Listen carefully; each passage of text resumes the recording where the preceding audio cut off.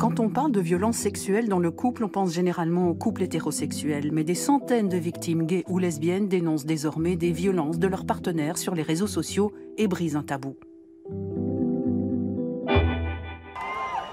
Colorée, joyeuse, voilà comment la communauté LGBTQ se présente lorsqu'elle manifeste pour plus de tolérance, l'égalité des droits ou contre les violences homophobes.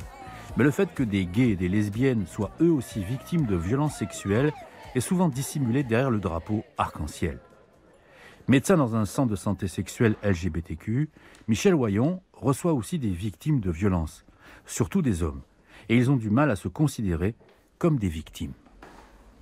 On a beaucoup de nos patients qui nous parlent de violences sexuelles, plus ou moins graves, et on en a de plus en plus, probablement aussi parce qu'on a pris l'habitude d'interroger l'existence de ce type de violence.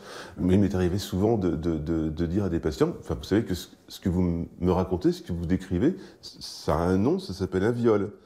Mais non, faut pas exagérer, etc. Mais en fait, si, l'homme prédateur, c'est connu comme situation, mais l'homme victime des prédateurs, c'est pas glorieux.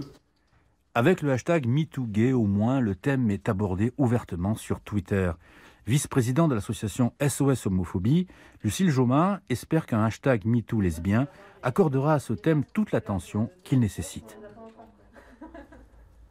Il peut exister des violences dans tout type de couple. Il suffit qu'il y ait une personne qui soit dominante sur une autre personne et du coup ça va entraîner des violences. Donc ça peut être des violences psychologiques, physiques, morales, sexuelles. En 2019, sur le nombre de féminicides qu'il y a eu, il y a quand même eu 8 personnes qui sont décédées qui étaient des personnes dans des couples lesbiens et gays. En France, contrairement à ce qui se fait pour les victimes de violences dans les couples hétérosexuels, il n'existe pas de plateforme d'aide spécifique aux LGBTQ. Mais pour Michel Wayon, il est aussi de leur responsabilité de s'engager davantage contre la violence.